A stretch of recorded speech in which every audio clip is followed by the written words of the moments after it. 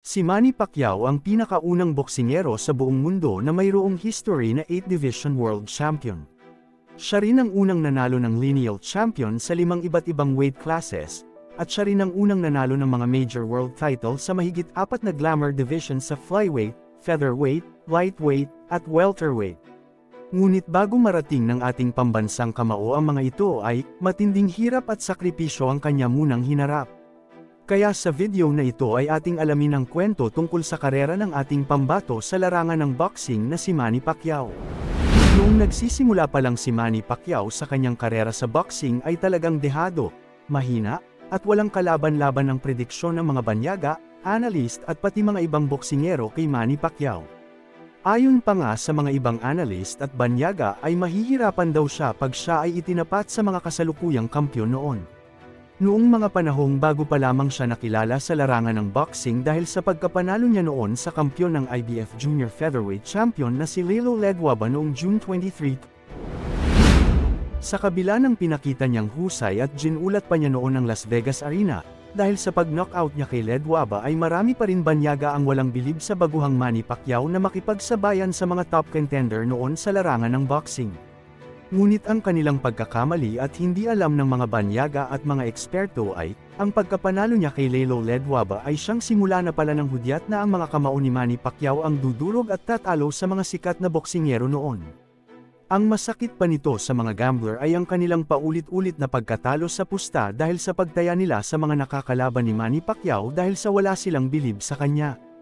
Ayon naman sa ating pambansang kamao, bago niya daw mapatunayan ang kanyang kakayahan sa mga taong walang bilib sa kanya ay talagang matinding hirap muna ang kanyang hinarap noon para labanan ang ilan sa mga boksingerong maliit ang tingin sa kanya. Matapos nga ang pagkapanalo niya kay Lelo Ledwaba ay, nakaharap naman niya ang veteranong boksingero na si Agapito Sanchez na nagmula sa Dominican Republic, na ayon kay Manny, na sa kanilang laban noong November 10, 2001 ay nakaranas siya ng mga foul. At ang masakit pa nito ay ang mga low blow na kanyang tinamo na lubha daw siyang nasaktan. Split draw naman ang naging resulta ng kanilang laban na inakala naman ng mga banyaga na hindi gaano ka-explosive ang pambato ng Pilipinas. Ngunit sa mga sumunod na laban ni Manny Pacquiao ay bumalik siyang handa at may kakaibang lakas na puro knockout ang mga sinapit ng kanyang mga sumunod na nakalaban. Matapos nga ang kanyang laban kay Sanchez ay, sunod niya namang nakalaban noong June 8, 2002 ang pambato ng Colombia na si George Julio, na kung saan tinapos agad ni Manny Pacquiao sa loob lamang ng 2 round dahil sa matinding knockout na inabot nito sa ating pambansang kamao. Ang sumunod naman na nakalaban ni Manny Pacquiao ay noong October 26, 2002 na nagmula sa bansang Thailand na si Prayat Sawayan-Gam. Ngunit sa unang round pa lang ng kanilang laban ay pinabagsak kaagad ito ni Manny Pacquiao. Ang sumunod naman niyang nakaharap ay nagmula sa bansang Kazakhstan na si Serexhan Yeshmagomedov. Sa kanilang matinding laban noong March 15, 2003, ito ang nagpa-knockdown kay Manny Pacquiao matapos siya matamaan ng isang solid punch mula sa kanyang kalaban, ngunit pagdating naman ng round 5 ay knockout din ang inabot ng kanyang kalaban. At ang nanalo sa kanilang laban ay walang iba kundi ang ating pambansang kamao. Ang sumunod na humamon kay Manny Pacquiao noong July 26, 2003 ay nagmula naman sa bansang Mexico na isang undefeated boxer at nananatiling kampyon noon sa IBF 122 na si Emmanuel Lucero. Ngunit sa matinding pag-atake ni Lucero ay, hindi pa rin ito umubra sa ating pambansang kamao at hanggang round 3 lang ang kanyang inabot kay Manny Pacquiao dahil sa lakas at pulidong mga suntok ng ating pambansang kamao, at halos mag-collapse na si Lucero dahil siya ay napuruhan sa kanyang panga at dahil dito, pinatigil agad ng referee ang laban at knockout ulit ang pagkapanalo ni Manny Pacquiao. Kaya naman dahil sa mga laban na ito ni Manny Pacquiao ay, unti-unti nang nakikilala ang kanyang pangalan. Dahil sa mga nakakalaban niya sa 122 ay hindi tumatagal sa kanyang mga kamao. Dahil sa pagkakapanalo niya sa Mexican boxer na si Lucero ay, ito ay nakatawag ng pansin sa mga Meksikano na itapat ang kanilang mga superstar.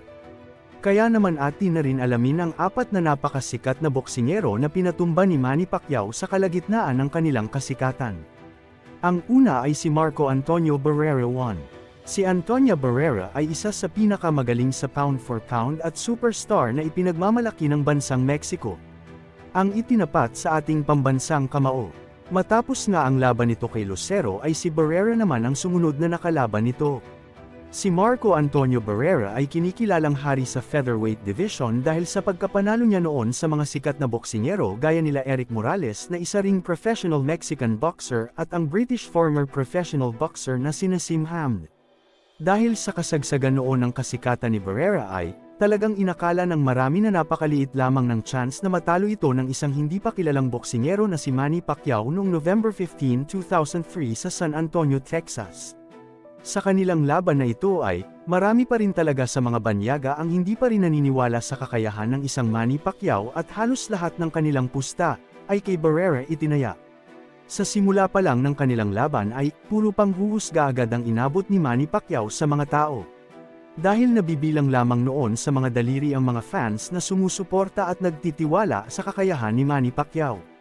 Dahil halos lahat kasi ng mga tao na nanood sa arena ay sumusuporta at pumusta kay Barrera. Sa simula pa nga lang ng round 1 ay mabilis agad na binilangan ng referee si Manny Pacquiao, matapos siya mapaupo, hindi dahil sa suntok ni Barrera kundi dahil sa pagkaka-outbalance nito. Kaya naman dahil dito ay biglang nag-init lalo ang ating pangbansang kamao, at agad naman nakabawi ng patumbahin niya si Barrera sa round 3, na siya namang itinahimik ng buong arena, matapos tamaan ng napakalinaw na straight left na tumama sa panga ni Barrera. Sa round 6 naman ay muling pinatumba ni Pacquiao si Barrera matapos niya ito tamaan ng left hook. Ngunit sa kasamaang palad ay hindi ito binilangan ng referee, at sinabing nadulas lamang si Barrera. Sa kalagitnaan naman ng kanilang laban ay, nagsimula ng mangamba ang mga fans at ang mga pumusta kay Barrera, lalong-lalo na ang kanyang promoter na si Oscar De La Hoya. Dahil siguradong malaki ang pinusta nito para kay Barrera, mapapansin kasi sa kanilang laban na nahihirapan makasabay si Barrera sa bilis ng ating pambansang kamao. Pagdating naman ng round 9 ay, nagawa pang sumuntok ni Barrera kay Manny Pacquiao habang inaawat ito ng referee. At dahil dito ay binawasan ng puntos si Barrera at halatang frustrated na ito sa mga nangyayari sa boxing ring. At dahil nga Meksikano ay halos karamihan sa mga fans na dumalo ay mga Meksikano kaya naman ginawa ni Barrera ang lahat ng kanyang makakaya upang tapatan ang liksi at malakas na suntok ni Manny Pacquiao. Subalit sa huli ay hindi talaga sumapat at napagod na rin si Barrera dahil sa mga patama na body shot ng ating pambansang kamao, na muling ikinabagsak ni Barrera sa round 11. Matapos ang pagpapaulan sa kanya ng pulidong suntok ni Manny Pacquiao ay sa mga huling segundo ay mismong corner na ni Barrera ang nagpatigil ng laban. At dahil sa matinding laban na ito ay itinanghal na bagong kampyon si Manny Pacquiao sa featherweight sa napakatahimik na arena at makikita rin ang lungkot ng mga fans. At ang ilang pa sa mga ito ay umiiyak dahil sa pagkatalo ng kanilang pambato na si Barrera. Samantala noong October 6, 2007 ay nagkaroon ng rematch si Pacquiao at si Barrera sa Las Vegas Arena. Ngunit sa huli ay nanalo pa rin ang ating pambansang kamao via unanimous decision. Pangalawa ay si Oscar De La Hoya, noong December 6, 2008 sa Las Vegas, ang mismong promoter na ng Golden Boy Promotion na si Oscar De La Hoya ang nakalaban ng ating pambansang kamao. Bagamat, medyo sikat na si Manny Pacquiao sa panahong ito, ang kanyang makakatapat na si Oscar De La Hoya ay matagal ng superstar, bago pa man sumikat si Manny Pacquiao. Alam naman natin na ang pinanggalingan ni Manny Pacquiao ay isang mababang weight class at ang makakaharap naman niya na si Oscar De La Hoya ay pang middleweight ang kamao. Kaya naman inakala ng maraming banyaga na matinding pinsala ang tatama kay Manny Pacquiao sa noon ay sobrang sikat na si Oscar De La Hoya. At noong mga panahong ito ay hindi pa rin maiwasan ng mga banyaga ang kanilang pagduda sa kakayahan ni Manny Pacquiao dahil sa pagkakataong ito ay isang Oscar De La Hoya ang kanyang makakaharap, dahil mas lamang daw si De La Hoya sa power, height, at reach advantage. Ngunit ang speed, strategy at endurance na taglay ng ating pambansang kamao ay hindi nila masyado inintindi. Ang British former professional boxer na si Ricky Hatton na tinaguri ang hitman at superstar ng bansang England ang siyang sumunod na nakalaban ni Manny Pacquiao, matapos ang nakakabilib na pagkapanalo niya laban kay Oscar De La Hoya. Bagamat kinikilala na ang ating pambansang kamao dahil sa mga bigating boksingerong tinalo nito ay, nagpatuloy pa rin siyang magpakilala sa mga kampyon at superstar na ipinagmamalaki ng mga bansa. Samantala ang pambato ng Manchester, England na si Ricky the Hitman Hatton ay walang kaalam-alam sa delubyo na mangyayari sa kanyang boxing career nang makaharap na niya ang Pacman ng Sarangani Province noong May 2, 2009 sa MGM Grand sa Las Vegas, Nevada. Ginanap ang labanan na tinawag na The Battle of the East and West sa titulong IBO at the Ring Light Welterweight kung saan maraming tao ang nanood sa buong arena. Matindi ang suporta ng British National para sa kanilang pambato na si Ricky Hatton, dala ang pag-asang matatalo nila ang tumalo kay Oscar de la Hoya na si Manny Pacquiao, ngunit sa huli ay natalo ni Pacquiao si Ricky Hatton via knockout. At pagkatapos nito ay unti-unting nawala si Ricky Hatton sa mundo ng boxing at nalaos at kinalaunan ay nagretiro na ito at nagkaroon pa ng depresyon dahil sa tinamo nitong talo sa ating pambansang kamao. Pang-apat ay si Miguel Cotto. Pagkatapos ng laban niya kay Ricky Hatton ay sumunod niya namang nakalaban ang superstar ng Puerto Rico na si Miguel Cotto. Noong November 14, 2009 sa Las Vegas, Nevada, ginanap ang laban ni Manny Pacquiao at ang pambato ng Puerto Rico na si Miguel Cotto. Noong mga panahong ito ay nakataya sa kanilang laban ang WBO Welterweight Championship. Samantala, dahil dumadami ang tagahanga ni Manny Pacquiao ay inaasahan nila na magiging explosive at knockout ang magiging performance ng ating pambansang kamao. Kaya naman hindi binigo ng ating pambansang kamao ang mga fans at naging sulit ang bayad ng mga tao. Ito rin ang pinakamabilis na pagkatalo ni Miguel Cotto sa kanyang buong karera. Ano naman ang masasabi mo sa video na ito? Isa ka rin ba sa tagahanga ng ating pambansang kamao na si Manny Pacquiao?